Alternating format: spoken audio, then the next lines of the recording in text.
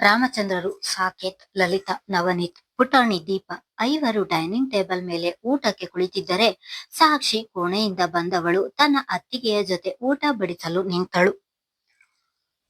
ಅದನ್ನು ನೋಡಿದ ಲಲಿತಾ ಅವರು, ಸಾಕ್ಷಿ, ನೀನು ಬಾ, ಕುಳಿತು ಊಟ ಮಾಡು ಎಂದರು. ಅವರ ಎದುರಿಗೆ ಕುಳಿತು ಊಟ ಮಾಡಲು ಅಂಜಿಕೆಯಾಗಿ, ಬೇಡ, ನೀವು ಊಟ ಮಾಡಿ, ಆಮೇಲೆ ನಾನು ಅತ್ತಿಗೆ ಜೊತೆ ಊಟ ಮಾಡುತ್ತೇನೆ ಎಂದು ತನ್ನ ಅತ್ತಿಗೆ ಮಾಡಿದ ಅಡುಗೆಯನ್ನು ಬಡಿಸಲು ನಿಂತಳು. ಅವಳು ಊಟಕ್ಕೆ ಕುಳಿತುಕೊಳ್ಳುವುದಿಲ್ಲ ಎಂದು ನಿರಾಕರಿಸಿದ ಮೇಲೆ ಯಾರೂ ಕೂಡ ಮತ್ತೆ ಅವಳನ್ನು ಬಲವಂತ ಮಾಡಲಿಲ್ಲ. ಊಟ ಮಾಡುವಾಗಲೂ ಕೂಡ ಯಾರೂ ಕೂಡ ಸಾಕ್ಷಿಯ ಮದುವೆಯ ಬಗ್ಗೆ ಮಾತನಾಡಲಿಲ್ಲ. ಸಾಕ್ಷಿ ಮಾತ್ರ ಯಾರಾದ್ರೂ ಮತ್ತೆ ಮದುವೆಯ ವಿಷಯ ಎತ್ತುತ್ತಾರೆ ಎನ್ನುವ ಭಯದಲ್ಲಿಯೇ ನಿಂತಿದ್ದಳು. ಎಲ್ಲರದು ಊಟವಾದ ಮೇಲೆ ಎಲ್ಲರೂ ಅಲ್ಲಿಂದೆದ್ದು ಹೊರಟರು. ಅವರು ಮದುವೆಯ ಮಾತೆತ್ತದೆ ಇರುವುದನ್ನು ನೋಡಿ ಸಾಕ್ಷಿ ನೀಡಿದಾದ ಉಸಿರನ್ನು ಹೊರದಬ್ಬಿದಳು. ಅವರೆಲ್ಲ ಊಟ ಮಾಡಿದ ತಟ್ಟೆಯನ್ನು ಸಾಕ್ಷಿಯೇ ಸಿಂಕಿಗೆ ಹಾಕಿ ಬಂದು ಊಟಕ್ಕೆ ಕುಳಿತಳು. ದೀಪ ಇನ್ನೂ ಊಟ ಮಾಡುತ್ತಿರುವುದರಿಂದ, ಅತ್ತೆ, ನನ್ನ ಪಕ್ಕ ಬಾ ಎಂದು ಕರೆದಳು. ಮಗುವಿನ ಆಸೆಯಂತೆ ಸಾಕ್ಷಿ ಕೂಡ ಹೋಗಿ ಅವಳ ಸಮೀಪವೇ ಕುಳಿತಳು. ಸಾಕ್ಷಿ, ನಾನೇ ಬಡಿಸುತ್ತೇನೆ, ನೀನು ಊಟ ಮಾಡು ಎಂದಳು ಹೇಮ. ಅವಳ ಮಾತು ಕೇಳಿ ಅಚ್ಚರಿಯ ನೋಟದಲ್ಲಿ ಅವಳೆಡೆಗೆ ನೋಡಿದಳು. ಇಷ್ಟು ವರ್ಷದಲ್ಲಿ ಒಂದೇ ಒಂದು ದಿನವೂ ಈ ರೀತಿ ಅವಳನ್ನು ಆತ್ಮೀಯತೆಯಿಂದ ಮಾತನಾಡಿಸಿಲ್ಲ, ಪ್ರೀತಿಯಿಂದ ಊಟ ಬಡಿಸಿಲ್ಲ. ಆದ್ರೆ ಇವತ್ತಿನ ಬದಲಾದ ಹೇಮಾಳ ನಡವಳಿಕೆಗೆ ಏನು ಹೇಳ್ಬೇಕು ಎಂದು ತಿಳಿಯಲಿಲ್ಲ.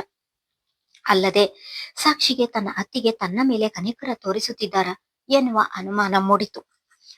ಸಾಕ್ಷಿ ಯಾರ ಕನಿಕರ ಬಯಸುವುದಿಲ್ಲ. ತಕ್ಷಣಕ್ಕೆ, ಅತ್ತಿಗೆ, ಬನ್ನಿ ಕುಳಿತುಕೊಳ್ಳಿ, ನಾವೇ ಬಡಿಸಿಕೊಂಡು ಊಟ ಮಾಡೋಣ ಎಂದಳು. ಸಾಕ್ಷಿಯಿಂದ ಮಾರು ದೂರ ಕೂರುತ್ತಿದ್ದವಳು ಇಂದು ಸಾಕ್ಷಿಯ ಪಕ್ಕದಲ್ಲಿಯೇ ಕುಳಿತು ತಾನೇ ಸಾಕ್ಷಿಗೂ ಕೂಡ ಬಡಿಸಿ ತನಗೂ ಬಡಿಸಿಕೊಂಡಳು. ಒಂದು ತುತ್ತು ಬಾಯಿಗೆ ಇರಿಸಿದವಳಿಗೆ ಅಚ್ಚರಿಯಾಯಿತು. ತನ್ನ ಅತ್ತಿಗೆ ಇಷ್ಟು ರುಚಿಯಾಗಿ ಎಂದಿಗೂ ಅಡುಗೆ ಮಾಡಿರಲಿಲ್ಲ.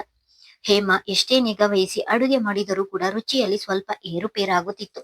ಅಲ್ಲದೆ ಸಾಕ್ಷಿ ಇರುವಾಗಲಂತೂ ಹೇಮ ಸಹಾಯ ಮಾಡುತ್ತಿದ್ದಳು ಅಷ್ಟೆ.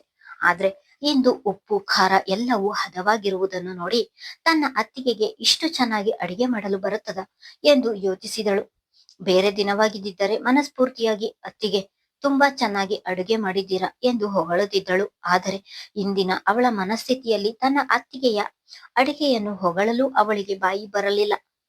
ಅಲ್ಲದೆ ಅಲ್ಲಿಯೇ ಎದುರಿಗಿದ್ದ ಸೋಫಾದಲ್ಲಿ ಎಲ್ಲರೂ ಕುಳಿತು ಮಾತನಾಡುತ್ತಿದ್ದರು. ಅವಳಿಗೆ ಹೆಚ್ಚು ಹೊತ್ತು ಅಲ್ಲಿ ಕೂರಲು ಆಗದೆ ಬೇಗ ಬೇಗ ಊಟ ಮುಗಿಸಿ ಅಡುಗೆ ಮನೆಗೆ ಸೇರಿದಳು. ಸಿಂಕಿನ ಬಳಿ ನಿಂತು ಪಾತ್ರೆ ತೊಳೆಯುತ್ತಿರುವ ಅವಳನ್ನು ನೋಡಿದ ಹೇಮ, ಸಾಕ್ಷಿ, ನಾನು ತೊಳೆಯುತ್ತೇನೆ, ನೀನು ಹೋಗಿ ಮಲಗು ಎಂದಳು. ಪರವಾಗಿಲ್ಲ ಅತ್ತಿಗೆ, ತೊಳೆಯುತ್ತೇನೆ ಬಿಡಿ ಎಂದು ಹೇಳಿ ಅಲ್ಲಿದ್ದ ಅಷ್ಟು ಪಾತ್ರೆಗಳನ್ನು ತೊಳೆದು ಮುಗಿಸಿದಳು. ಎಲ್ಲರೂ ಸೋಫಾ ಮೇಲೆ ಕುಳಿತು ಮಾತನಾಡುತ್ತಿರುವುದನ್ನು ನೋಡಿದವಳು ಅಲ್ಲಿಯೇ ಅಡುಗೆ ಮನೆಯಲ್ಲಿದ್ದ ತನ್ನ ಅತ್ತಿಗೆಯನ್ನು ನೋಡಿ, ಅತ್ತಿಗೆ, ಅತ್ತೆ ಮಾವ ಇಲ್ಲಿಯೇ ಉಳಿಯುತ್ತಾರಾ, ಅವರ ಮನೆಗೆ ಹೋಗುವುದಿಲ್ವಾ ಎಂದಳು. ಇಲ್ಲ ಸಾಕ್ಷಿ, ಇವತ್ತು ಇಲ್ಲಿಯೇ ಇರ್ತಾರಂತೆ, ಇರ್ಲಿ ಬಿಡು, ಪಾಪ, ಅವರು ಅಂಗಡಿ ಎಂದು ಎಲ್ಲಿಗೂ ಹೋಗುವುದಿಲ್ಲ, ಇವತ್ತೇ ಉಳಿದಿರುವುದು ಎಂದಳು.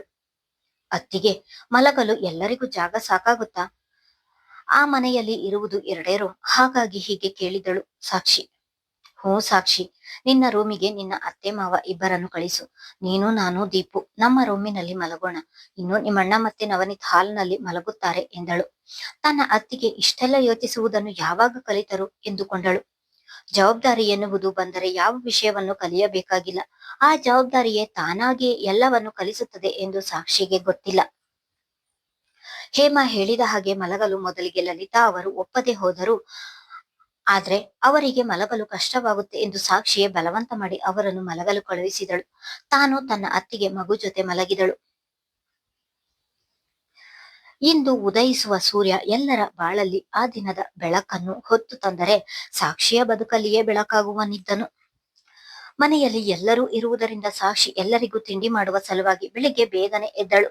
ಹೇಮ ಕೂಡ ಸಾಕ್ಷಿಯ ಜೊತೆಯಲ್ಲಿಯೇ ಎದ್ದಳು. ಇಬ್ಬರು ಎಲ್ಲರಿಗೂ ಕಾಫಿ ತಯಾರು ಮಾಡಿ ನಂತರ ತಿಂಡಿ ಮಾಡಲು ನಿಂತರು. ಸಾಕ್ಷಿಯೇ ಮುತುವರ್ಜಿಯಿಂದ ತನ್ನ ಮಾವನಿಗೆ ಅಕ್ಕಿ ರೊಟ್ಟಿ ಪಲ್ಯ ಇಷ್ಟ ಎಂದು ಅದರ ಜೊತೆಗೆ ಪುಳಿಯೋಗರೆ ಕೂಡ ಮಾಡಿದಳು. ಹೇಮ ಸಾಕ್ಷಿಗೆ ಎಲ್ಲವನ್ನು ರೆಡಿ ಮಾಡಿ ಕೊಡುತ್ತಿದ್ದಳು. ಸಾಕ್ಷಿ 1 ವರ್ಷ ಆ ಮನೆಯಲ್ಲಿ ಇದ್ದಿದ್ದಕ್ಕೆ ಯಾರಿಗೆ ಏನು ಇಷ್ಟ ಎಂದು ತಿಳಿದುಕೊಂಡಿದ್ದಾಳೆ. ನಾನು ಈ ಮನೆಗೆ ಬಂದು ಎಷ್ಟು ವರ್ಷ ಆಯ್ತು, ಇದುವರೆಗೂ ಮಗಳನ್ನು ಬಿಟ್ಟರೆ ಗಂಡನಿಗಾಗಲಿ ಸಾಕ್ಷಿಗಾಗಲಿ ಏನೇನು ಇಷ್ಟ ಎಂದು ತಿಳಿಯುವ ಪ್ರಯತ್ನ ಕೂಡ ಮಾಡಲಿಲ್ಲ ಎಂದು ಮನದಲ್ಲಿಯೇ ಹೇಳಿಕೊಂಡು ತನ್ನ ಮೇಲೆ ತಾನೇ ಬೇಸರ ಮಾಡಿಕೊಂಡಳು. ತಿಂಡಿ ತಿಂದು ಮನೆಗೆ ಹೊರಡಬೇಕು ಎಂದು ಯೋಚಿಸಿ ಮೂವರು ರೆಡಿಯಾಗಿ ಸಾಕೇತ್ ಜೊತೆ ಡೈನಿಂಗ್ ಟೇಬಲ್ ಮೇಲೆ ಕುಳಿತರು. ರಾಮಚಂದ್ರರ ಎದುರಿಗೆ ಬಿಸಿ ಬಿಸಿ ಅಕ್ಕಿ ರೊಟ್ಟಿ ಪಲ್ಯ ಇಟ್ಟಿದ್ದನ್ನು ನೋಡಿದವರು, ಇವತ್ತು ರೊಟ್ಟಿ ಮಾಡಿದ್ದೀರಾ, ಸೂಪರ್ ಎಂದು ಖುಷಿಯಲ್ಲಿ ಹೇಳಿದರೆ, ನಿಮ್ಮ ಸೊಸೆ ನಿಮಗೆ ಇಷ್ಟ ಎಂದು ಅವಳೇ ಮಾಡಿರುವುದು ಅಂಕಲ್ ಎಂದಳು ಹೇಮಾ. ಹೇಮಾ ಹಾಗೆ ಹೇಳುತ್ತಿದ್ದ ಹಾಗೆ ಅಲ್ಲಿಯೇ ನಿಂತಿದ್ದ ಸಾಕ್ಷಿ ಕಡೆ ನೋಡಿದವರಿಗೆ ಮನದಲ್ಲಿ ದುಃಖ ಆವರಿಸಿತು. ನಮ್ಮ ಇಷ್ಟ ಕಷ್ಟಗಳಿಗೆ ಬೆಲೆ ಕೊಟ್ಟು ನಮಗೆ ಇಷ್ಟೊಂದು ಗೌರವ ಕೊಡುವ ಒಳ್ಳೆಯ ಮನಸ್ಸಿರುವ ಈ ಮಗುವನ್ನು ನನ್ನ ಮನೆಯಲ್ಲಿ ಇರಿಸಿಕೊಳ್ಳಲು ನನಗೆ ಅದೃಷ್ಟ ಇಲ್ಲದೆ ಹೋಯಿತಲ್ಲ ಎಂದು ಮನದಲ್ಲಿಯೇ ನೊಂದುಕೊಂಡರು. ಒಂದು ತುತ್ತು ರೊಟ್ಟಿ ಪಲ್ಯ ಬಾಯಿಗಿರಿಸಿದ ನವನೀತ್, ಸಾಕ್ಷಿ, ರೊಟ್ಟಿ ಪಲ್ಯ ತುಂಬಾ ರುಚಿಯಾಗಿದೆ ಎಂದು ಮನಸ್ಫೂರ್ತಿಯಾಗಿ ಹೊಗಳಿದನು. ಮನೆಯಿಂದ ದೂರ ಉಳಿದ ಇಷ್ಟು ದಿನದಲ್ಲಿ ಒಂದೇ ಒಂದು ದಿನವೂ ಈ ರೀತಿಯ ರುಚಿಯಾದ ಊಟ ಮಾಡಿರಲಿಲ್ಲ ಅವನು. ಹೌದು ಸಾಕ್ಷಿ, ನಾನು ಹೇಗೆ ಅಡುಗೆ ಮಾಡಿದರೂ ನಿನ್ನ ಕೈ ರುಚಿ ಬರುವುದಿಲ್ಲ ನೋಡು ಎಂದರು ಲಲಿತಾ. ಅವರು ಕೂಡ ಅವಳನ್ನು ಹೊಗಳಿದರು. ತಂಗಿಯನ್ನು ಎಲ್ಲರೂ ಹೊಗಳುತ್ತಿದ್ದರೆ ಸಾಕೇತ್ ಹೃದಯದಲ್ಲಿ ಖುಷಿಯ ಅಲೆಗಳು ಮೂಡುತ್ತಿದ್ದವು. ಮೊದಲಾಗಿದ್ದರೆ ಸಾಕ್ಷಿಯನ್ನು ಹೊಗಳುವುದನ್ನು ನೋಡಿ ಹೇಮಾಳೆ ಹೊಟ್ಟೆಗೆ ಉರಿ ಶುರುವಾಗುತ್ತಿತ್ತು. ಆದರೆ ಇಂದು ಅವಳು ಕೂಡ ಖುಷಿ ಪಡುತ್ತಿದ್ದಳು. ತಿಂಡಿ ತಿಂದು ಸೋಫಾ ಮೇಲೆ ಕುಳಿತ ರಾಮಚಂದ್ರರು, ಸಾಕ್ಷಿ ಬಾಯಿಲಿ ಎಂದು ತಮ್ಮ ಪಕ್ಕ ಕೂರಿಸಿಕೊಂಡರು. ರಾತ್ರಿಯಿಂದಲೂ ಏನಾದರೂ ಮಾತನಾಡುತ್ತಾರೆ ಎಂದು ಭಯಪಡುತ್ತಿದ್ದ ಸಾಕ್ಷಿಗೆ ಈಗ ಅವರು ಮಾತನಾಡಲು ಕರೆಯುತ್ತಿದ್ದಾರೆ ಎಂದು ತಿಳಿದು ಹೋಗಿತ್ತು. ಅವಳ ತಲೆಯನ್ನು ನೀವುತ್ತಾ, ನನಗೆ ಇಷ್ಟ ಎಂದು ರೊಟ್ಟಿ ಪಲ್ಯ ಮಾಡಿದೀಯ, ಹಾಗೆ ನಿನಗೆ ಒಳ್ಳೆಯದನ್ನು ಬಯಸುವುದು ನಮ್ಮ ಧರ್ಮ ಅಲ್ಲವಾ ಎಂದರೆ ಅವಳೇನು ಮಾತನಾಡಲಿಲ್ಲ. ಎದುರಿನ ಸೋಫಾದಲ್ಲಿ ಲಲಿತಾ, ನವನೀತ್, ಸಾಕೇತ್ ಮೂವರು ಕುಳಿತಿದ್ದರು. ಒಮ್ಮೆ ನನ್ನ ಮಗನನ್ನು ನೋಡು ಸಾಕ್ಷಿ ಎನ್ನುತ್ತಿದ್ದ ಹಾಗೆ ನವನೀತ್ ನನ್ನ ದಿಟ್ಟಿಸಿ ನೋಡಿದಳು. ನೀನು ಮದುವೆಯಾಗದೆ ಹಾಗೆ ಇದ್ದರೆ ನನ್ನ ಮಗ ನೆಮ್ಮದಿಯಾಗಿ ಇರ್ತಾನೆ ಎಂದು ತಿಳಿದಿದ್ದೀಯಾ ಎನ್ನುತ್ತಿದ್ದ ಹಾಗೆ ಅವರ ಮಾತಿಗೆ ಧನಿ ಸೇರಿಸಿದನು ನವನೀತ್. ಹೌದು ಸಾಕ್ಷಿ, ನೀವು ಮದುವೆಯಾಗ್ಲಿಲ್ಲ ಅಂದ್ರೆ ನಾನು ನಿಮಗೆ ಮೋಸ ಮಾಡಿದೆ ಎನ್ನುವ ಗಿಲ್ಟ್ ಫೀಲ್ ನನ್ನನ್ನು ಕಾಡುತ್ತಲೇ ಇರುತ್ತದೆ. ಇದು ಯಾಕೆ ನಿಮಗೆ ಅರ್ಥ ಆಗ್ತಿಲ್ಲ ಎನ್ನುತ್ತಿದ್ದ ಹಾಗೆ ನಿನ್ನೆ ಅವಳ ಅತ್ತಿಗೆ ಆಡಿದ ಮಾತು ನೆನಪಾಯಿತು. ರಾತ್ರಿ ಎಲ್ಲ ಇದರ ಬಗ್ಗೆ ಯೋಚಿಸಿದ್ದಾಳಲ್ಲ. ನೋಡು ಸಾಕ್ಷಿ, ನೀನು ಮಾಡಿರುವ ಸಹಾಯಕ್ಕೆ ನಮ್ಮ ಇಡೀ ಕುಟುಂಬ ನಿನಗೆ ಋಣಿಯಾಗಿರುತ್ತೇವೆ. ನೀನು ಮಾಡಿರುವ ಸಹಾಯವನ್ನು ಬರೀ ಧನ್ಯವಾದ ಹೇಳಿ ಸಮ ಮಾಡಲು ಆಗುವುದಿಲ್ಲ. ಕೆಲವೊಮ್ಮೆ ಯಾವ ರೀತಿ ಧನ್ಯವಾದ ಹೇಳುವುದು ಎಂದು ತಿಳಿಯದೆ ಒದ್ದಾಡುತ್ತೇವೆ. ಈಗ ನಮಗೆ ಅದೇ ಪರಿಸ್ಥಿತಿ ಬಂದಿದೆ. ನೀನು ಮದುವೆಯಾಗಿ ಗಂಡ ಮಕ್ಕಳು ಕುಟುಂಬ ಎಂದು ಖುಷಿಯಾಗಿದ್ದರೆ ನನ್ನ ಮಗ ಮಾಡಿದ ತಪ್ಪಿನ ಹೊರೆ ಸ್ವಲ್ಪ ಕಡಿಮೆಯಾಗುತ್ತದೆ. ಈಗ ಅದನ್ನು ಕಡಿಮೆ ಮಾಡುವುದು ನಿನ್ನ ಕೈಯಲ್ಲಿದೆ ಎಂದು ರಾಮಚಂದ್ರರು ಹೇಳಿದ್ರೆ ಅವಳದು ಮೌನವಷ್ಟೇ ಉತ್ತರ. ಆಯ್ತು ಸಾಕ್ಷಿ, ನಾವು ಬೇಡ, ನಿನ್ನ ಅಣ್ಣನನ್ನು ನೋಡು. ಚಿಕ್ಕಂದಿನಲ್ಲಿ ತಂದೆ ತಾಯಿ ಇಬ್ಬರನ್ನು ಕಳೆದುಕೊಂಡು ನಿನ್ನ ಜವಾಬ್ದಾರಿಯನ್ನು ಹೆಗಲಿನಲ್ಲಿ ಹೊತ್ತು ನಿನ್ನ ಜೀವನ ಚೆನ್ನಾಗಿರ್ಬೇಕು ಎಂದು ಬಹಳ ಆಸೆಯಿಂದ ಮದುವೆ ಮಾಡಿಕೊಟ್ಟ. ಆದ್ರೆ ಅದು ಹೀಗಾಯ್ತು. ನೀನು ಅವನ ಮನೆಯಲ್ಲಿ ಇದ್ದಷ್ಟು ದಿನವೂ ನಿನಗೆ ಇನ್ನೊಂದು ಮದುವೆ ಮಾಡ್ಬೇಕು ಎಂದು ಅವನು ಎಷ್ಟು ಒದ್ದಾಡಿದ್ದಾನೆ ಎನ್ನುವುದನ್ನು ನಾನು ಅರಿತಿದ್ದೇನೆ.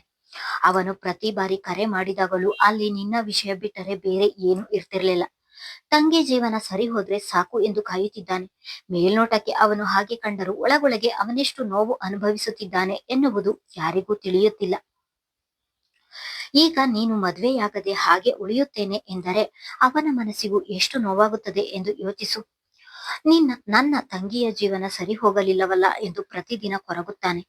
ಮದುವೆಯಾಗಿ ಎಲ್ಲರಿಗೂ ನೆಮ್ಮದಿ ಕೊಡ್ತೀಯ, ಇಲ್ಲ ಎಲ್ಲರ ನೆಮ್ಮದಿ ಹಾಳಾದ್ರೂ ಪರವಾಗಿಲ್ಲ ಎನ್ನುತ್ತೀಯ. ನಿರ್ಧಾರ ನಿನಗೆ ಬಿಟ್ಟಿದ್ದು ಸಾಕ್ಷಿ ಎಂದರು. ಆಗಲೂ ಅವಳು ಏನು ಮಾತನಾಡಲಿಲ್ಲ. ಸಾಕ್ಷಿ, ಮಾವ ಹೇಳುತ್ತಿರುವುದು ಸರಿಯಾಗಿದೆ. ಹಾಗಂತ ನೀನು ನನಗಾಗಿ ಮದುವೆಯಾಗ್ಬೇಡ, ನಿನಗೋಸ್ಕರ ಈ ಮದುವೆಯಾಗು ಎಂದು ದೀನತೆಯಿಂದ ಹೇಳಿದನು ಸಾಕೇತ್. ಸರಿ ಅಣ್ಣ, ನಾನು ಈ ಮದುವೆ ಆಗ್ತೀನಿ ಎಂದಳು. ಅವಳ ಮಾತು ಕೇಳಿ ಅಲ್ಲಿದ್ದ ಎಲ್ಲರಿಗೂ ಬಹಳವೇ ಖುಷಿಯಾಯಿತು. ಎದ್ದು ನಿಂತ ನವನೀತ್, ಥ್ಯಾಂಕ್ ಯು ಸಾಕ್ಷಿ, ನಿಮ್ಮ ನಿರ್ಧಾರವನ್ನು ಕೇಳಿ ನನಗಂತೂ ಬಹಳ ಖುಷಿಯಾಯಿತು. ಹಾಗೆ ನಾನೊಂದು ನಿರ್ಧಾರ ಮಾಡಿದ್ದೇನೆ, ಅದನ್ನು ನಿಮ್ಮೆಲ್ಲರಿಗೂ ಹೇಳ್ಬೇಕು. ಇದಕ್ಕೆ ಅಪ್ಪ ಅಮ್ಮ ಏನು ಹೇಳುತ್ತಾರೆ ಎಂದು ಗೊತ್ತಿಲ್ಲ ಎಂದನು. ಸಾಕ್ಷಿ ಕೂಡ ನಿಂತವಳು, ಏನು ನಿರ್ಧಾರ ಎಂದಳು. ರಾತ್ರಿಯೆಲ್ಲ ಯೋಚಿಸಿ ಈ ನಿರ್ಧಾರಕ್ಕೆ ಬಂದಿದ್ದೀನಿ. ಇದು ನಿಮ್ಮೆಲ್ಲರಿಗೂ ತಪ್ಪು ಎನಿಸಬಹುದು, ನನಗೆ ಇದೇ ಸರಿಯಾದ ದಾರಿ ಎನಿಸುತ್ತದೆ ಎಂದನು. ಮೊದಲು ಏನು ನಿರ್ಧಾರ ಮಾಡಿದ್ದೀರಾ ಎನ್ನುವುದನ್ನು ಹೇಳಿ ಎಂದಳು ಸಾಕ್ಷಿ ಆತಂಕದಿಂದ. ಮುಂದುವರಿಯುವುದು. ನವನೀತ್ ಮಾಡಿರುವ ನಿರ್ಧಾರ ಏನು ಎನ್ನುವುದು ಮುಂದಿನ ಸಂಚಿಕೆಯಲ್ಲಿ ತಿಳಿಯುತ್ತದೆ. ಧನ್ಯವಾದಗಳು.